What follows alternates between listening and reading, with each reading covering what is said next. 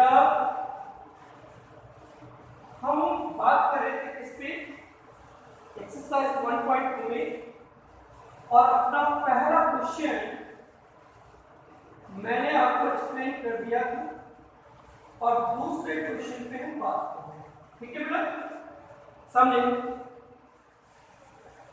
Second question क्या है इस पे बात करते हैं। आपसे क्या है, कोई भी फलन R से R में परिभाषित और f(x) का मान क्या है, x³ मान। तो क्या सिद्ध कीजिए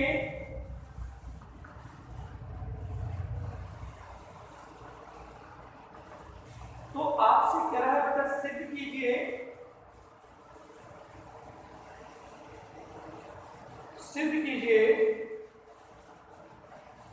कि f इनवर्स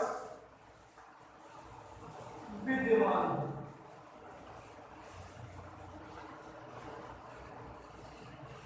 तथा f इनवर्स का सूत्र बताओ, और f इनवर्स 24 व f इनवर्स 5 का मान। Class 12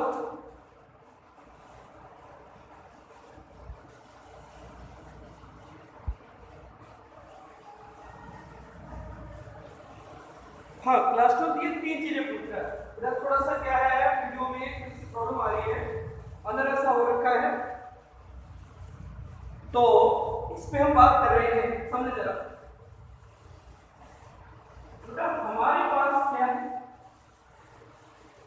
x³ minus 3।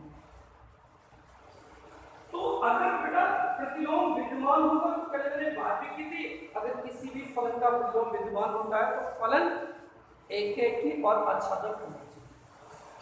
अगर फलन एक एक ही और आच्छादक है तो उसका बेटा प्रतिलोम क्या होगा, विद्यमान होगा। ठीक है, इसका मतलब समझे, प्रतिलोम क्या होगा बेटा, विद्यमान होगा। अब ध्यान दो, प्रतिलोम विद्यमान होने के लिए क्या सिद्ध करना पड़ेगा, फलन एक एक ही और कैसा होना चाहिए, आच्छादक। तो फलन एक एक ही और आच्छादक सिद्ध करते हैं। परिभाषा के अनुसार f(x1) इक्वल टू मानते हैं f(x2) और x1 इक्वल टू क्या है, x2। तो फलन कैसा होगा, एक एक ही और आच्छादक। समझ, f(x1) लेंगे, x1³ माइनस 3 होगा, f(x2) लेंगे, x2³ माइनस 3 होगा। शुरुआत में हमने क्या मान लिया, f(x1) इक्वल टू क्या मानेंगे,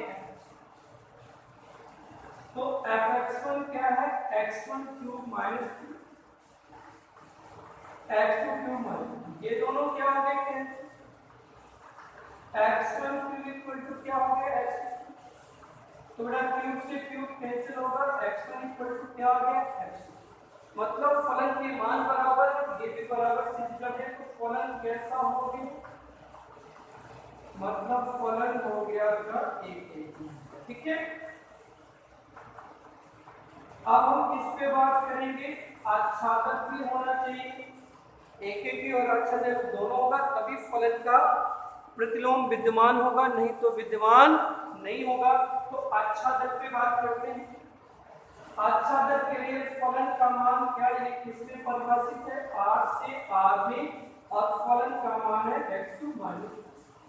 इसका मतलब R से अगर R में है तो सैद्धांत हमारे पास क्या है, वास्तविक संख्या, समझ आ रहे। अब बेटा अगर हम प्रतिशत भी और बढ़ा देते हैं तो क्या होगा, फलन कैसा होगा, दिया गया फलन एक आच्छादित फलन होगा। तो उसके लिए क्या माना, f(x) को क्या मान लिया, 1, तो x का मान क्या हो गया, f इनवर्स 1। समीकरण नंबर 1। ठीक है, अब समझो अब समीकरण नंबर 1 हमने दे दिया और x का मान यानी कि इनवर्स फलन का मान क्या हो गया हमारे पास, इनवर्स फलन का मान क्या हो गया, x हो गया। अब देखो जरा y माने तो y का मान कितना हो जाएगा, x³ माइनस 3, तो y प्लस 3 को उधर पक्षांतर कर दिया तो y प्लस 3 का मान x³ हो गया, तो x का मान क्या हो गया, y प्लस 3 की होल पावर कितना हो गया, 1/3। समीकरण नंबर दे दिया तो क्या लिखेंगे, समीकरण नंबर 1 व 2 से तो हमारे पास f इनवर्स y का मान कितना हो गया, y प्लस 3 की पावर 1/3 समीकरण नंबर 1। अब क्या राइट हैंड साइड में अगर हम x का मान दोबारा वापस हमारे पास क्या था, x इक्वल टू क्या शुरुआत में माना था आपने, यहाँ पे y का मान ये था, ये अगर दोबारा रखेंगे तो क्या होगा, x³ माइनस 3, y का मान क्या था, x³ minus 3 plus 3 whole power 1/3 से 3 क्या होगा, cancel, f inverse y x³ into 1/3 से 3 कैंसिल, तो fx इक्वल टू क्या हो गया, ये दोनों दोबारा बराबर आ रहे हैं, मतलब सैफ्रान बराबर क्या हो गया, परिसर। अब सैफ्रान परिसर है तो बेटा फलन कैसा हो गया, आच्छादक होगा, मतलब बेटा एक भी है आच्छादक भी है, अतः प्रतिलोम का अस्तित्व है, प्रतिलोम विद्यमान है, ये पहली चीज तो सिद्ध हो गई। मतलब क्या हो गया बेटा, प्रतिलोम विद्यमान है। अब बेटा दोबारा हमें प्रतिलोम निकालने की कोई जरूरत नहीं है। अब कैसे हमें डायरेक्टली में एक्सप्लेन कराओ, समझने जरा। अब जैसे सपोज कीजिए हमें प्रतिलोम की जरूरत है तो क्या लिखेंगे, समीकरण नंबर 3 से। अब किसकी बात कर रहे हैं हम बेटा, प्रतिलोम की बात कर रहे हैं, तो समीकरण नंबर 3 हमारे पास क्या था, f इनवर्स y का मान y प्लस 3 की होल पावर 1/3, दोनों तरफ x लिख दें तो x प्लस 3 की होल पावर क्या हो गया, ये बेटा क्या हो गया इसका, ठीक है। तो देखिए इस तरह हम ये क्वेश्चन को फाइंड आउट करते हैं। अब इसके बाद में दो चीजें और पूछ रहा है, क्या पूछ रहा था, f इनवर्स 24, लेफ्ट में x इनवर्स 24 लिखा है, राइट में लेंगे तो 24 प्लस 3 होल पावर 1/3, 27 की घात 1/3, तो 3 की पावर क्या है 3 इंटू 3 के बाद क्या हो गया 9, 3 3 जा बेटा, इसके गुणनखंड करेंगे तो क्या लिख सकते हैं, 3 की घात 3 9 9 3 जा 27, ये दोनों कैंसिल, तो आपके पास में f इनवर्स 24 का मान क्या आ गया 3।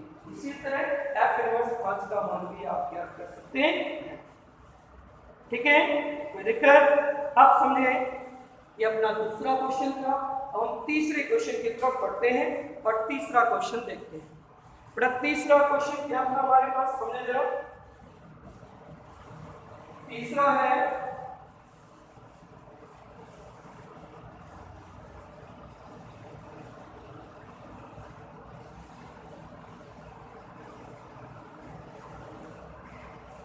तीसरे क्वेश्चन की बात करते हैं।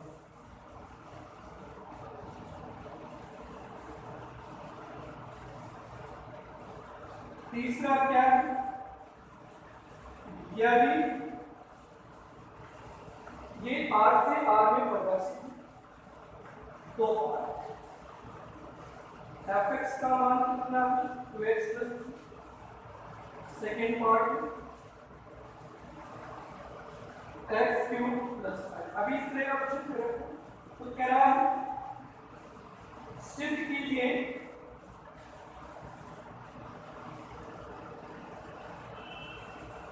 तो आपसे कह रहा है सिद्ध कीजिए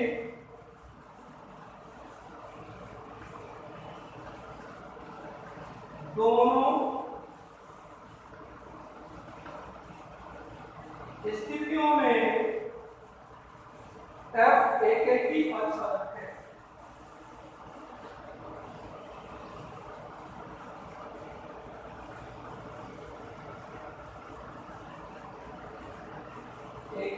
अक्षांश तथा f इनवर्स भी बताओ। बेटा इस तरह वही एक अक्षांश पूछ रहा है। और तो हम पहले पार्ट की बात करते हैं, पहले पार्ट को समझ लो। क्योंकि fx का मान है 2x माइनस और ये परिभाषित किसमें है 8 से 8। तो पहले इसको चेक करेंगे, एक कैरेक्टरी फलन है या नहीं है इस पे बात। तो एक की फलन के अनुसार fx1 इक्वल टू क्या होना चाहिए fx2, और अगर दोनों इक्वल आ जाए तो वो क्या होगा एक की अनुसार। आप समझना, सबसे पहली चीज fx1 ले ली 2x1 माइनस fx2 ले ली 2x2 माइनस। शुरुआत में हम क्या मानते हैं fx1 इक्वल टू क्या है, ये क्या आ गया 2x1 माइनस 2x2 माइनस 3 से minus 3 cancel, 2x1 equal to 2 से 2 कैंसिल, तो x1 इक्वल टू क्या हो गया x2। इसका मतलब ये बराबर से ये भी बराबर, यानी कि हमने फलन के मान को इक्वल किया तो जब का मान भी इक्वल आ गया तो फलन कैसा हो गया एक फलन। अब दूसरा किस पे बात करते हैं बेटा, आच्छादक। अब आच्छादक फलन ये कैसे है इस पे हम बात करेंगे। तो शुरुआत में हम fx का मान क्या मानेंगे y, ये मानेंगे समीकरण ये। और तो x का मान क्या हो गया f इनवर्स y, भाई x में रखो f को ले लेते हैं। बेटा fx का मान y था तो y का मान कितना हो गया 2x माइनस 2। इससे x का मान निकाल देते हैं कि x का मान जो इनवर्स है वो किसके बराबर है x के। x का मान निकाल के देंगे, आंसर आ जाएगा y plus 3 इक्वल टू क्या हो गया 2। x का मान कितना हो गया y plus 3y। समीकरण नंबर क्या हो गया 2। अब क्या लिखा बेटा, समीकरण नंबर 1 हुआ बेटा 2। ये x का मान इसमें रखेंगे तो f इनवर्स y क्या हो जाएगा y plus 3y। ठीक है, अब ये दे दिया थर्ड। अब देखो लेफ्ट y का वैल्यू x का मान क्या था हमारे पास y का मान, तो x माइनस 3 आया था, ये y का मान इसमें रखें। और अगर दोबारा हमारे पास वही समीकरण प्रतिशत बराबर आते तो फलन कैसा होगा एक की ओर अच्छा। तो बेटा इसमें रखेंगे देखो 2x माइनस 2 प्लस 3y, ये दोनों कैंसिल ये कैंसिल, तो f इनवर्स y का मान क्या होगा x, तो fx क्या हो गया मतलब दोनों बराबर आ गए। तो फलन कैसा है बेटा अच्छा। ठीक है, अब प्रतिलोम की अगर बात करेंगे तो प्रतिलोम अलग से ज्ञात करने की जरूरत नहीं है।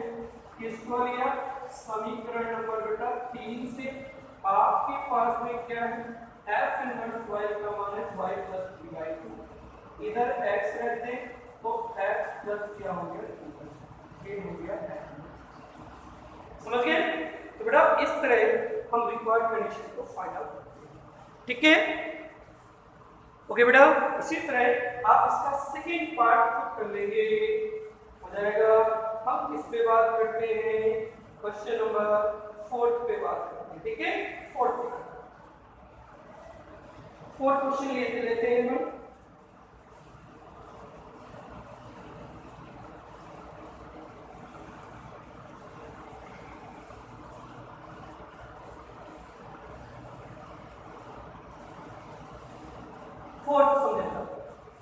फोर्थ की अगर हम बात करें तो फोर्थ क्वेश्चन बहुत इजी है समझना।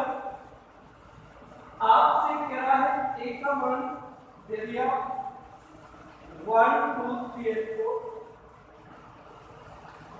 बी का मान क्या दे दिया 3 5 7 9, और सी का मान कितना दे दिया 7 23 47 और 16। मतलब आपसे ये कह रहा है ए एफ ए से बी में परिवर्तित और एफ एक्स का मान कितना 2x। दूसरा टी बी से सी में परिवर्तित और इस dx का मान क्या ले लिया x²। तो आपसे ये कह रहा है g ऑफ f इनवर्स और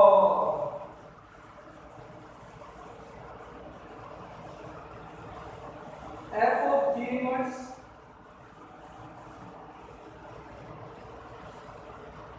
और ये क्या था f inverse of g inverse. बड़ा सिंपल सी बात है। एक तो हमने अभी एक प्रमेय आपको सिद्ध करवाई थी, हल में देखें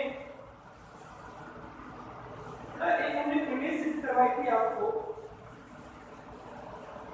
कि g ऑफ f इनवर्स क्या होता है f इनवर्स ऑफ g। अगर बोलता दोनों को सिद्ध कीजिए तो दोनों निकालने पड़ते, क्या होता है याद कीजिए, मतलब इसको निकालेंगे तो जो ये मान होंगे वही इसके मान होंगे। कल मैंने गलती वीडियो में आपको प्रूफ करवाए। अब सुनो, सबसे पहले g ऑफ f की बात, तो g ऑफ f का प्रांत और सप्रांत देखते हैं, f का a और ये क्या हो गया समीकरण।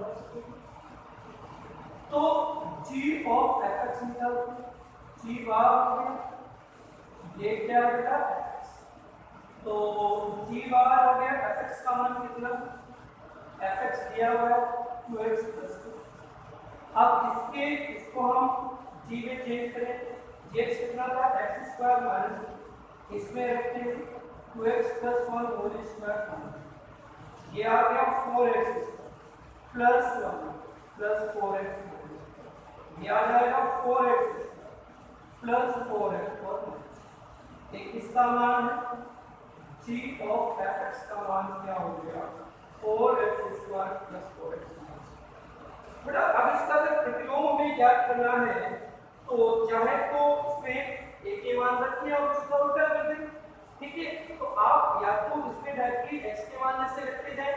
अब समझे a में पर a के मान 1 2 3 4 थे, इसमें रखते हैं, देखो जरा इससे राइट किया g ऑफ 1, क्योंकि g ऑफ f किसमें परिवर्तित है 1 से a से c में, तो a क्या है प्रांत, तो प्रांत के मान निकालते हैं, तो प्रांत के मान a के मान कितने थे 1 2 3 4 5 1 रखो, तो ये आ गया 4 × 1 is 2 4 × 1 माइनस 4 + 1 क्या आ गया 7, तो पहला क्या बन गया इसका 17। फिर क्या निकाला 2 पे निकाला, तो 4 × 2 is 4 प्लस 4 × 2 माइनस, तो 4 × 4 प्लस 8 माइनस 1, तो 16 प्लस 8 माइनस 1 क्या हो गया 20 हो गया। तो दूसरा क्या हो गया 2 और x, तीसरा किस पे निकालेंगे 3 पे निकालते हैं, तो क्या आ जाएगा 4 × 3² plus 4 × 3 minus 3 is 9 and 4 is 36 plus 12 and minus 1 कितना आ जाएगा 47। तीसरा आ गया 4 and 47। फिर बॉक्स किस पे निकालते हैं 4 पे, तो 4 × 4 प्लस 4 × 4 माइनस ये कितना आ जाएगा 79। तो चौथा क्या हो गया 4 and 79। तो ओवरऑल बॉक्स की वैल्यू जो निकली g ऑफ f की जो वैल्यू निकलेगी वो क्या होगी 17, प्रिमिटिव में लिखना है 17, दूसरा है 2 3, तीसरा है 3 और 47, चौथा है 4 and 7। अपना जैसे इनवर्स निकालना है तो प्रांत सैप्रांत हो जाएंगे, सैप्रांत क्या बन जाएंगे प्रांत उल्टा हो जाएगा, तो दोनों को उल्टा जब करेंगे तो क्या हो जाएगा, ये आ गया हमारे पास 7 1 23 2 47 3 79 ये आपके पास है। अब क्योंकि g of f equal to g of f whole inverse क्या था f inverse of g inverse, तो हमारे पास f inverse of g inverse की क्या हो जाएगा ये 7 1 23 2 47 3 और 79 समझ गए हैं? तो इस तरह बेटा 4 क्वेश्चन कंप्लीट हो गए। अदर क्वेश्चन एक बार आप ट्राई करेंगे और नेक्स्ट डे और नेक्स्ट वीडियो में हम 5th क्वेश्चन और 6th क्वेश्चन पे बात करेंगे। Okay, thank you so much.